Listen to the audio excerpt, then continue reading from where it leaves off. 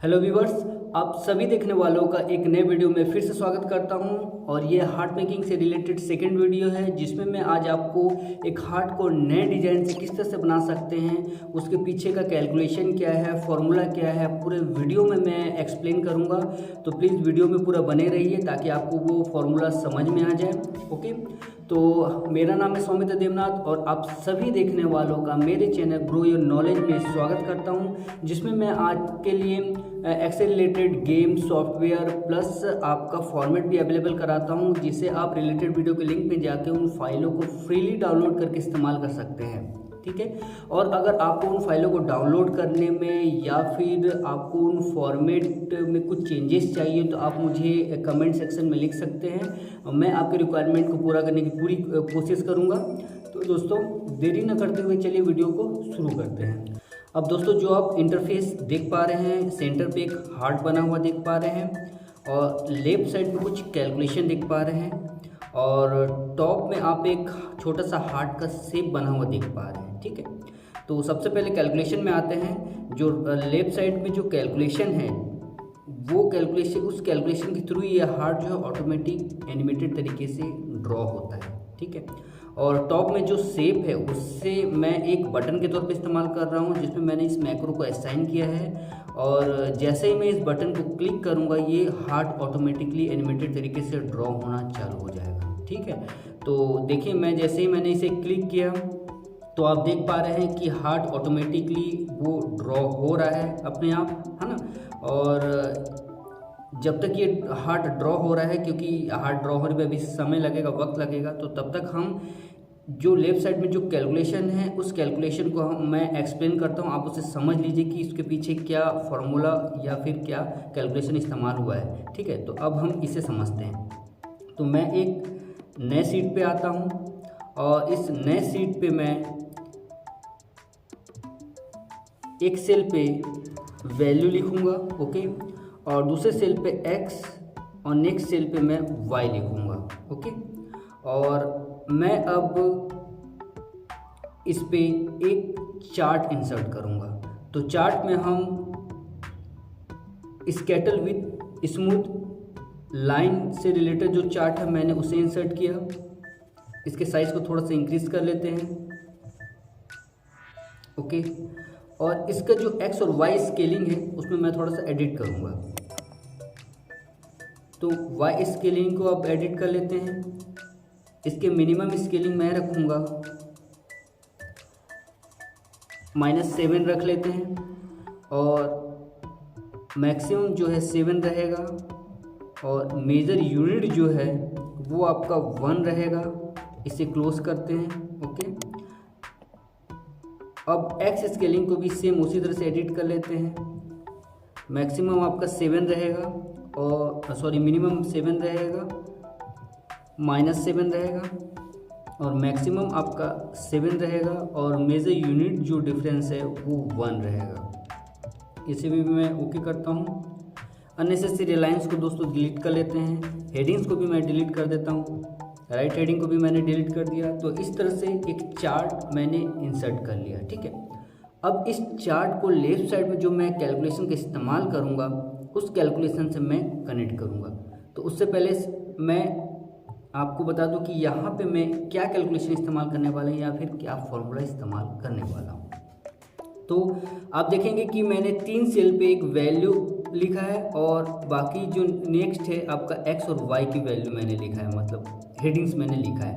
तो सबसे पहले मैं वैल्यू के कॉलम में मैं वैल्यू लिखूंगा। ठीक है, तो वैल्यू के कॉलम में सबसे पहले मैं -2 लिखूंगा। ओके दोस्तों, और उसके बाद नेक्स्ट सेल पे मैं A4 प्लस 0.025 मैंने लिखा।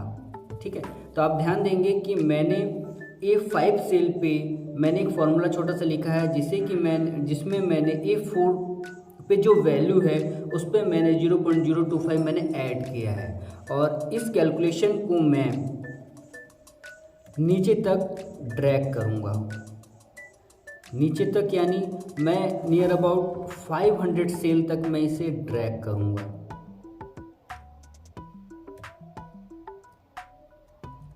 510 तक मैंने ड्रैग किया, यानी कि हर सेल पे मैं 0.025 से मैं ऐड करता जा रहा हूँ। ठीक है, तो मैंने वैल्यू कॉलम पे मैंने एक वैल्यू मैंने पुट कर दिया। ओके, और अब मैं x और y पे जो वैल्यू इस्तेमाल करूँगा, यहाँ पे एक्चुअली मैं फार्मूला का इस्तेमाल करूँगा। और वो फार्मूला क्या है दोस्तों, वो मैं आपको बता दूँ कि वो फार्मूला यहाँ पे ये है। आप ध्यान दीजिए दोस्तों कि मैंने एक स्क्रीनशॉट मैंने उस कैलकुलेशन का मैंने पेस्ट किया है। यहाँ पे देखिएगा कि x पे जो कैलकुलेशन का मैं इस्तेमाल करूँगा वो यहाँ पे आप देख पा रहे हैं, और y कैलकुलेशन पे भी आप देखेंगे कि कुछ फार्मूला दिया हुआ है, मैथमेटिकल फार्मूला है ये।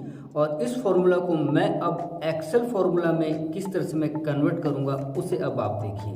तो सबसे पहले मैं पहला फार्मूला जो x पे मैं लिखूँगा उस फार्मूला को मैं यहाँ पे लिखता हूँ। तो इस फार्मूला को मैं फॉलो करता हूँ। तो सबसे पहले मैं इज इक्वल टू करूँगा, फिर 3.5 करूँगा, उसे मैं इनटू करूँगा साइन थीटा से। ओके, साइन एक फार्मूला होता है एक्सेल में, उस साइन को मैंने ले लिया, उस फार्मूला को मैंने ले लिया। और यहाँ पे t से मतलब मेरा वैल्यू से है कि मैं उस किस वैल्यू को मैं साइन फार्मूला में चेंज करना चाहता हूँ।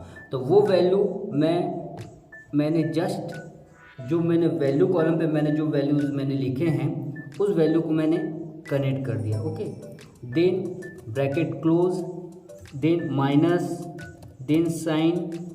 देखिए दोस्तों, मैं इस फॉर्मूला को फॉलो कर रहा हूँ। इस फॉलो करते हुए मैं एज इट इज़ उसे कन्वर्ट कर रहा हूँ एक्सेल फार्मूला में, into A4 plus 0.7 into sine bracket start 29.25 into A4 bracket close, then enter. Okay, और इसे भी मैं नीचे तक ड्रैग कर देता हूँ। सेम उसी तरह से अब मैं y पे भी फॉर्मूला को फॉलो करते हुए एक्सेल फार्मूला में मैं इसे कन्वर्ट करूँगा।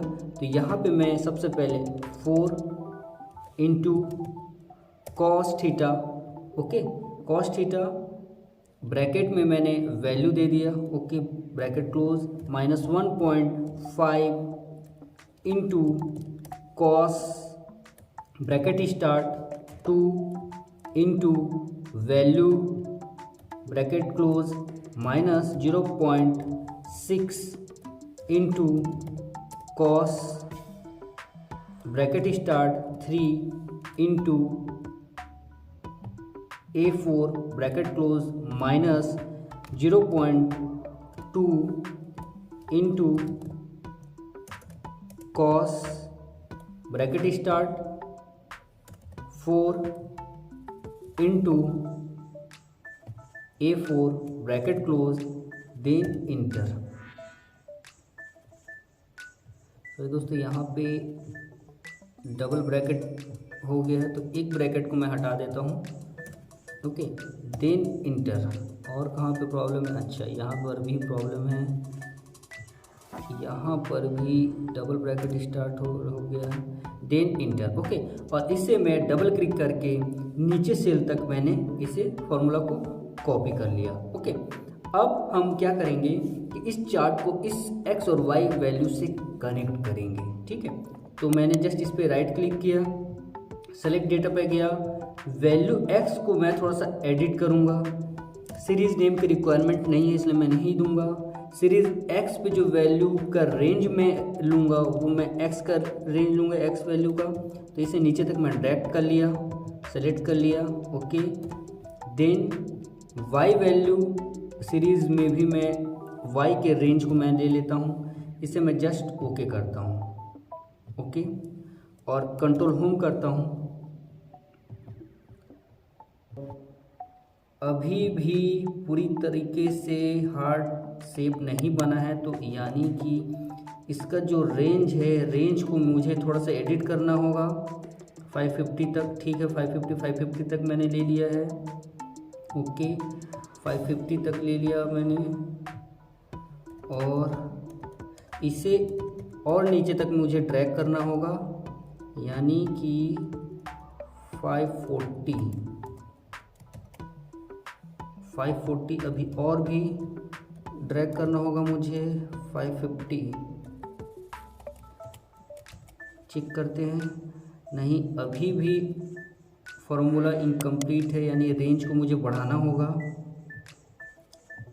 रेंज मुझे 600 दे देते हैं दोस्तों, डायरेक्ट 600 मैंने दे दिया, 600 मैंने इसे भी दे दिया। ओके करते हैं और नीचे आते हैं, कंट्रोल डी। अब चेक करते हैं, अभी भी कंप्लीट नहीं है, 600 तक ले लेते हैं। अभी भी दोस्तों ये हार्ट पूरी तरह से क्रिएट हुआ नहीं है, तो इसके लिए मुझे क्या करना होगा, इसका जो रेंज है उसे इंक्रीज़ करना होगा। तो इंक्रीज़ करने के लिए मैं यहाँ पे दे देता हूँ 1050 तक हम इंक्रीज़ कर लेते हैं रेंज को, है ना। 1050 तक मैंने इसके रेंज को इंक्रीज़ कर लिया है। और जो वैल्यू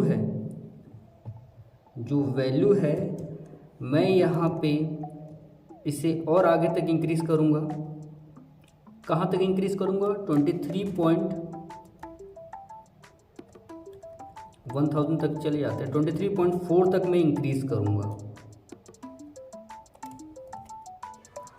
23.3 तक 4 तक मैं इसे इंक्रीज़ मैंने कर दिया, यानी ये दोस्तों मैंने 23.4 तक मैंने इंक्रीज़ कर दिया, यानी कि 1020 रो तक ये गया है ना। तो अब इसे हम चेक करते हैं। तो ये आप देखिए कि अब हार्ट जो है पूरी तरह से कैलकुलेट होके वो आपका हो गया है, ठीक है।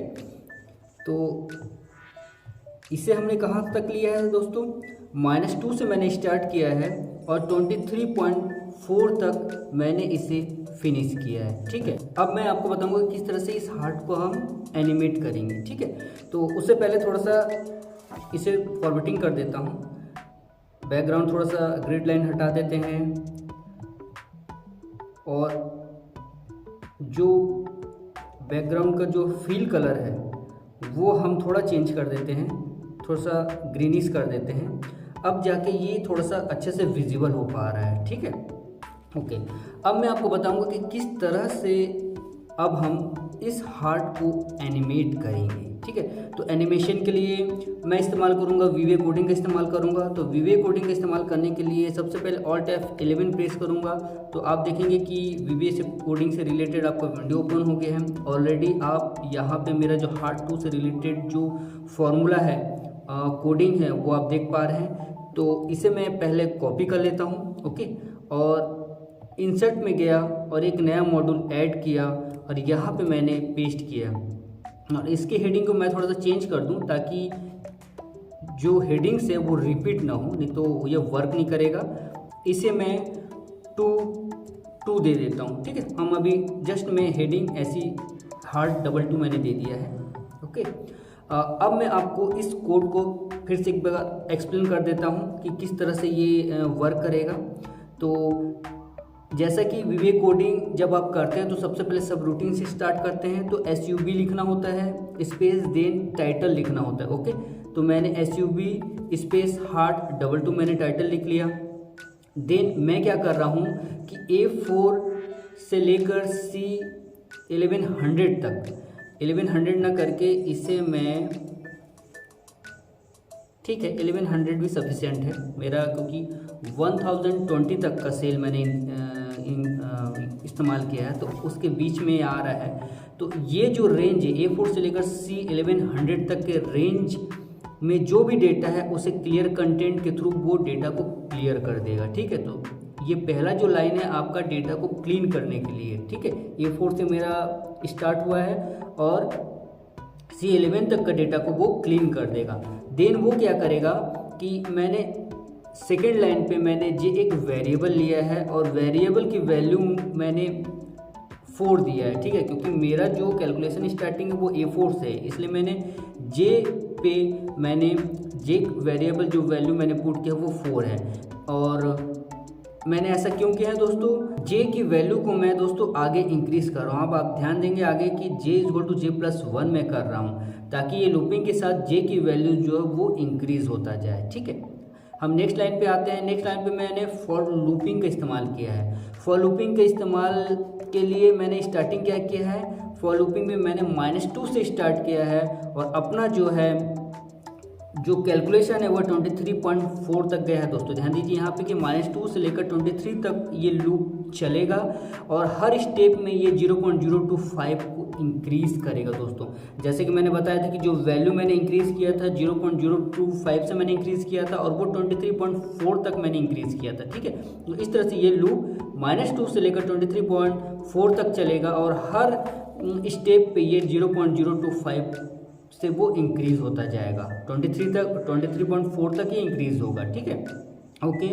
देन मैं जो रेंज, नेक्स्ट लाइन पे मैंने रेंज का इस्तेमाल किया है। रेंज आपका एड्रेस जे, मैंने एड्रेस जे का इस्तेमाल किया है एंड जे का इस्तेमाल किया है। जे की वैल्यू क्या है यहाँ पे 4 है, यानी कि A4 जो सेल है वहाँ पे मैं आई की वैल्यू को पुट कर रहा हूँ दोस्तों। आई की वैल्यू अभी क्या है -2 रहेगा, पहला स्टार्टिंग में -2 रहेगा, तो ए की वैल्यू A4 सेल पे मैं आई की वैल्यू को मैं पुट किया। देन में B4 पे मैंने डायरेक्ट फार्मूला को मैं पुट कर रहा हूँ। यहाँ पे मैंने जो फार्मूला इस्तेमाल किया था दोस्तों, देखिए यहाँ पे जो एक्स पे मैंने जो मैनुअली जो फार्मूला मैंने लिखा है उसे मैंने VBA कोडिंग में डायरेक्ट डबल कोट के अंदर मैंने लिख दिया। यहाँ पे ध्यान दीजिए दोस्तों कि ये डबल कोट के अंदर है। मैं थोड़ा इंक्रीज कर देता हूँ ताकि समझने में आसानी हो। ठीक है, ये जो है डबल कोट में मैंने लिखा है, यहाँ ध्यान दीजिए, है ना, डबल कोट में मैंने लिखा है। और डबल कोट में लिखने का मतलब ये है कि ये VBA कोडिंग इसे टेक्स्ट फॉर्म में ले रहा है और टेक्स्ट फॉर्म में मैंने उसे लेके इसे डायरेक्ट मैंने B4 सेल पे मैंने इसे पुट कर दिया है। ओके, तो B4 सेल पे अगर ये पुट होगा तो जाहिर सी बात है कि जब ये टेक्स्ट के पहले सबसे स्टार्टिंग में आप देखें कि मैंने इक्वल टू का इस्तेमाल किया है।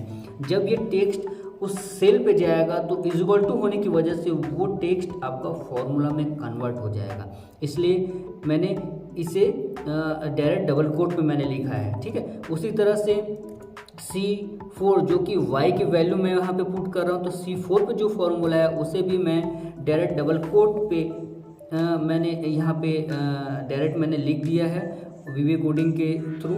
और इस फॉर्मूला को, इस टेक्स्ट को मैं डायरेक्ट C4 सेल पे मैं पुट करा रहा हूँ इस कोडिंग के थ्रू। ठीक है, तो दोस्तों ये जो लूप है, ये लूप आपका -2 से लेकर 23.4 तक चलेगा और हर लूपिंग पे ये आई और जे की वैल्यू को इंक्रीज करता जाएगा। आई की वैल्यू इंक्रीज होने से क्या होगा कि आई की वैल्यू इंक्रीज होने से ये पर्टिकुलर जो सेल वैल्यू है, जो अपना एक कॉलम पे जो मैंने जो इस्तेमाल किया है वो पर्टिकुलर हर सेल की वैल्यू को एक 1 बाय 1 वो पिक करता जाएगा।